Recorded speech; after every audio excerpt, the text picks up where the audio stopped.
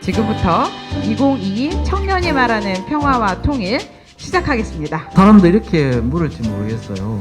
이런 판국에 웬 통일 문제냐, 너무 한가한 거 아니냐, 이런 질문을 할 수가 있겠더라고요. 제 생각에는 통일만이, 평화 통일만이 그 모든 문제의 궁극적인 해결책이다. 참으로 이 사회적 대화, 수기 이런 말은 뭡니까? 자기 생각 말고도 다른 생각이 있다는 것을 인정을 하고 서로 토론을 통해서 새로운 합의를, 또 생각의 어떤 교집합을 만들어내는 게, 미래 한반도는 한 체제로 통합해야 할까요? 두 체제가 공존해야 할까요? 한 체제로 통합해야 한다는 입장입니다. 휴전선이 유지되는 한 번영하는 한반도를 기대할 수 없기 때문입니다. 한 체제로의 통일이야말로 한반도의 항구적인 평화와 번영을 보장합니다. 새로운 통일 강국 건설의 기회를 놓쳐서는 안 된다는 점을 강조합니다. 한 체제로 통일된 한반도는 평화로운 글로벌 국가로 발전할 것입니다. 다음으로 두 체제가 공존해야 한다는 입장입니다. 남과 북은 지난 70년간 이질적인 체제 속에서 살아왔다는 점을 강조합니다. 두 체제 공존과 공동 번영의 길을 찾는 것이 곧 통일이기 때문입니다. 공존의 지향이 통일의 포기를 말하는 것은 아닙니다. 또한 인위적인 흡수 통일은 기회보다는 큰 비용과 재앙을 부를 수 있습니다. 양측의 입장을 들어보셨습니다. 여러분은 어떻게 생각하시나요? 저는 이 평화적 공존이라는 것이 그만큼 준비가 필요하다는 겁니다. 과정이 필요하다는 겁니다. 더 중요한 것은 국민적 합의 기반이 필요하다는 겁니다. 그 합의적 기반을 위해서 지금 청년 세대들이 통일과 평화에 대해서 얘기를 하고 있는 겁니다. 이 한체제 통일과 이 평화적 공존은 사실 다른 말은 아닙니다. 포괄적으로 우리 국민들은 한체제 통일을 해야 된다고 생각을 하고 있습니다. 하지만 단계적으로 가야 된다는 것을 저는 강조를 하고 싶은 겁니다. 결과에 있어가지고 비슷한 것도 있고 다른 점이 있다라는 걸 하는데, 저는 이제 일국 일체제 입장에서 한번 제 입장을 얘기하도록 하겠습니다. 우리가 통일이 의미를 가지려면은 이게 통일을 통해 가지고 적어도 대한민국은 선진화돼야 되겠다. 북한은 지금보다도 사는 것이 좀 좋아져야 되겠다. 또 통일을 통해 가지고 하나의 국가가 되면은 지금보다는 상대적으로 국력이 커질 수밖에 없는 것이죠. 그래서 선진 통일 강국으로 가자. 사실 우리 주제가 전혀 다른 건 아니에요. 저는 과정상에 있어가지고 과도기적으로 이체제 공존기가 불가피하다. 또 그 정도만 돼도 좋겠다. 지금 워낙에 상황이 나쁘기 때문에. 그런데 그 다음 단계는 뭐냐?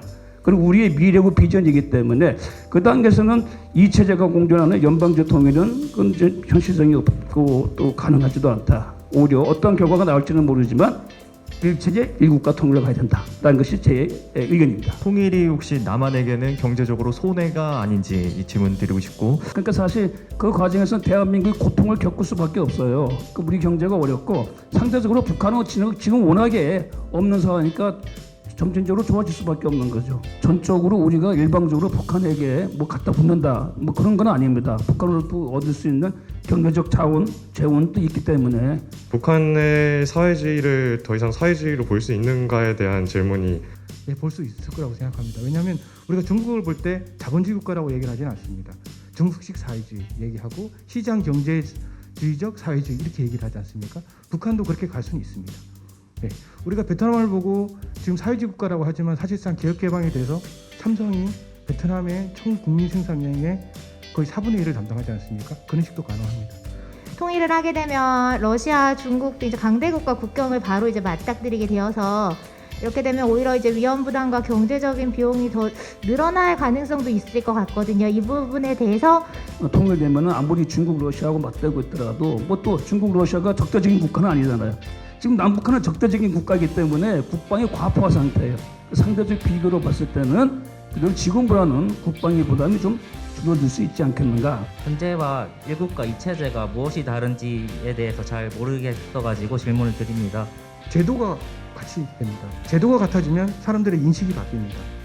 그리고 기본적으로 외교, 국방, 경제가 하나의 구조 속으로 가기 때문에, 예를 들어서 이게 약간 좀 간헐적으로 나타나고 있는데, 예를 들어서 일본이 독도 영유권 얘기를 할 때 우리는 우리의 고유한 영토에 대해서 주장을 합니다. 근데 북한도 똑같이 주장합니다. 자, 여러분. 일단 제도와 경제나 문화 같은 거를 천천히 일단 친하게 해서 맞추는 걸 다음에 통일의 골든타임이 이미 지났다고 생각을 하고 있어요. 그래서 어쩔 수 없이 이제 주체제로 가야 되고 그리고 나서 통일이 필요하다고 싶으면 한 체제로 통합을 하면 되는 거고 이 정도도 좋다라는. 우리나라 예산으로는 통일 비용이 감당이 안 돼요. 그러면 어떻게 해야 되냐? 돈 빌려와야 돼요. 우리가 공통적으로 수고해야 하는 것들은 자유민주주의, 자유와 평화.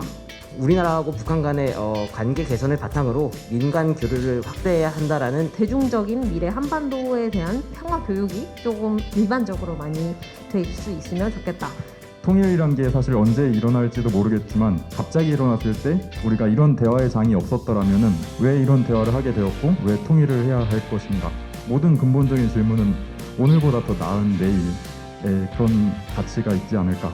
얻어가는 것도 많고 이제 사고도 확장돼서 귀중한 시간이었습니다. 솔직하게 다들 자신의 생각을 말하신 것 같아서 그 점에 대해서 되게 다양한 의견을 솔직하게 들었습니다. 감사합니다.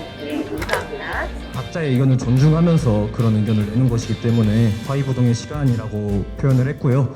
결국은 의견을 공유하고 나누고 더 나아가서는 내 의견과 생각의 논거도 더 탄탄하게 할 수 있었던 시간이어서 좋았습니다.